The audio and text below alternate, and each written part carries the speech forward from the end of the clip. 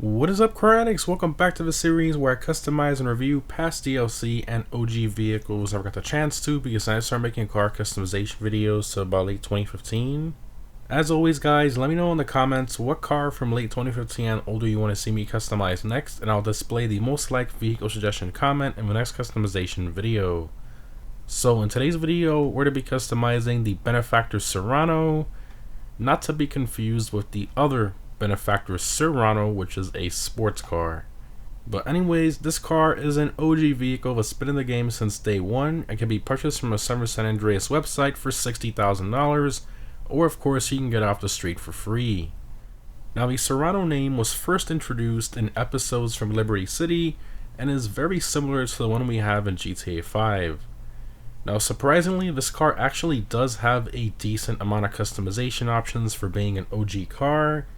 Now, in terms of performance, the Serrano is in the SUVs class and is pretty average in terms of performance, around 20th place, which is around the pace of the Granger and the Landstalker XL, which is actually pretty surprising considering the Landstalker XL was the $1.2 million SUV from the 2020 summer DLC, so kind of funny how the OG Serrano was still faster. But anyways, in terms of what the Serrano is based on, it's primarily based on the 2008 Mercedes M-Class ML mixed with the 2010 GLK-Class, so pretty interesting combination there. But anyways, let's go ahead and check out the customization of the Serrano.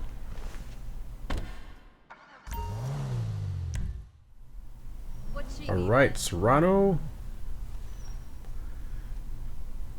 Okay, we got armor, brakes, bumpers, custom front bumper. Okay, more aggressive, well, just an extension of a splitter basically. Very custom looking, okay. Rear bumper, custom rear bumper. It's like something out of Need for Speed or something. Okay, I guess we'll do that. Engine, exhaust, get stock. You have the dual exit, that looks really good. Then you have the big bore. Definitely the quad tips there looks great. Grill, big badge grill. I think it looks a lot better. The stock grill just looks weird. This one looks a bit more, I don't know, I guess more modern. I don't know, just looks a lot better than the stock one, so at least to me. So we'll do that. Lights, do some xenons. Plate, I do have a Benz plate for this somewhere. Oh, there it is. Perfect. Don't she look pretty? Okay, respray. So for this one, I'm thinking of like a metallic gray. I think that will look really good on this car. The silver also looks great, but I think a nice gray will do good on this. So I think we're going to go with the black steel, a bit darker than the dark steel. Secondary color for this car is the hood section, roof, and I think that's it. Nothing in the interior. Brake calipers are forced to be silver. So yeah, just those sections there. Okay, we're just gonna go ahead and make that match. Actually, let me go back to primary and put our pearlescent on here, which we're gonna do ice white to brighten it up in the sunlight. And then secondary, we're gonna go ahead and do the same thing. Black steel, perfect. Very nice. The cribulum for this car goes on the hood. Skirts. So stock, you have like a kick plate there, and then this is just like an extension to that. Flows very well with the bumper upgrades there. Okay. Spoiler, that's so out of place. I would have preferred like a ducktail extension or something. This just looks weird. Looks like eBay spoiler. Just doesn't look good, but it does give us that traction benefit, and I guess it kind of goes well with the rest of the stuff on here, even though I would have preferred a ducktail, but we'll still do this one, so let's do that there. Suspension, definitely gotta lower this all the way.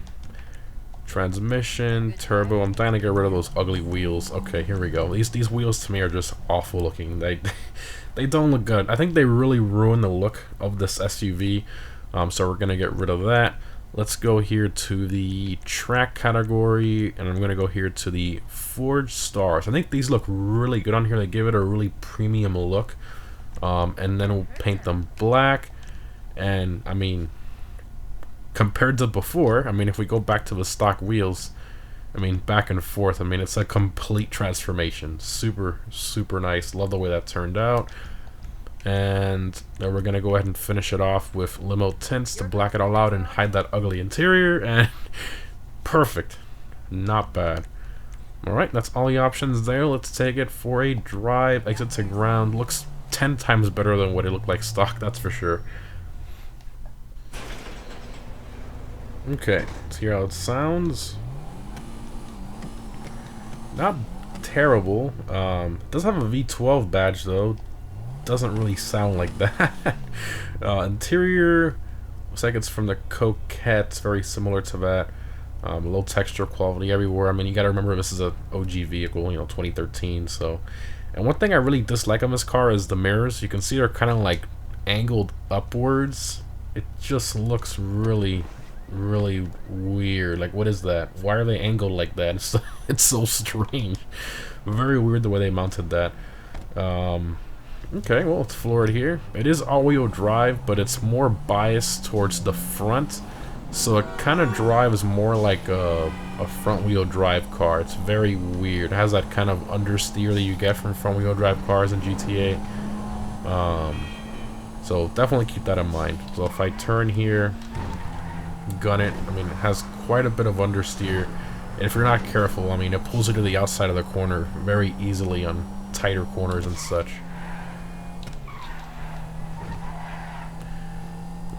Very weird the way it drives. Not that fast, that's for sure. Look at that understeer all the way to the outside of the corner. Losing the back end there. Actually, the back end doesn't want to come loose because of all the understeer. It just loses traction. Like, it's so weird the way it drives. There you go. Got the back end out a little bit. Okay, let's do a handbrake launch here. Let's see how much wheel spin we get. I'm guessing we're gonna get a lot more from the front. Let's see here. Yep, a little more from the front than the rear. You can see it's mostly front wheel drive biased. It is all wheel drive, but it definitely has a lot more power to the front wheels versus the rear wheels, which I don't like. I prefer a more even distribution, or you know, if it's more rear, more front, I like it very slight, not too much. This is way overpowered to the front. Not a fan, personally. They might as well have made it front wheel drive. I mean, it literally drives like that. But yeah, alright. Let's pull over, open all the doors, and look at that understeer. Entry understeer. That's what it is. It's entry understeer. It's so weird. Oh my gosh. Very, very strange. Alright, let's pull over here, open all the doors and stuff. We'll just pull in right here. And I'll go around that. There we go. Okay. Let's see. Vehicle doors. See if everything else opens. I mean, everything should open. Let's see. Nice. Okay. Engine model, absolutely awful. And that looks like a... From the looks of it, looks like a V8 engine model. And we have V12 badges on the side, so that's cool. And supercharged too on top of that. Oh yeah, got that supercharged V12. Oh, and the door is clipping through the fenders, so that's nice. Why? Why is the door clipped? Wait. The door's clipping through. I knew it was bad, but I didn't know it was that. Oh, that's the wrong one. I knew it was bad, but I didn't know it was that bad. No, what is that? No. Wait a second. That is so bad. Oh my gosh. Oh, well. I've seen cars have bad clipping issues, but that's pretty awful. The hatch also goes right through the roof, so that's cool. Does everything clip on this thing? Look at that. It's got like a little... It's got a slight roof extension. I wouldn't call it a spoiler. It does have like a little bit of extension there. And the trunk just goes right through it. Oh my god, you can see it from the inside. It's just clipped right through. Oh, that's our roof spoiler. Oh, it's like a double clip. So it clips through the roof, and then it also clips through your spoiler when you open. That's sick. Wow. That's amazing. That's really... It's so awful. Alright, let's close that, and let's do... Does the hood clip? I don't think so. I don't think that the hood clips, so that's good. That's probably the only one that doesn't clip. Mostly. At least I don't think so. I think that one's fine for the most part, but... Oh, the grill from the inside, you can't see the line. Oh, man, that's... Is every panel on this thing broken? What? The doors are broken because they clip through the fenders. The grill upgrade is obviously broken from the inside.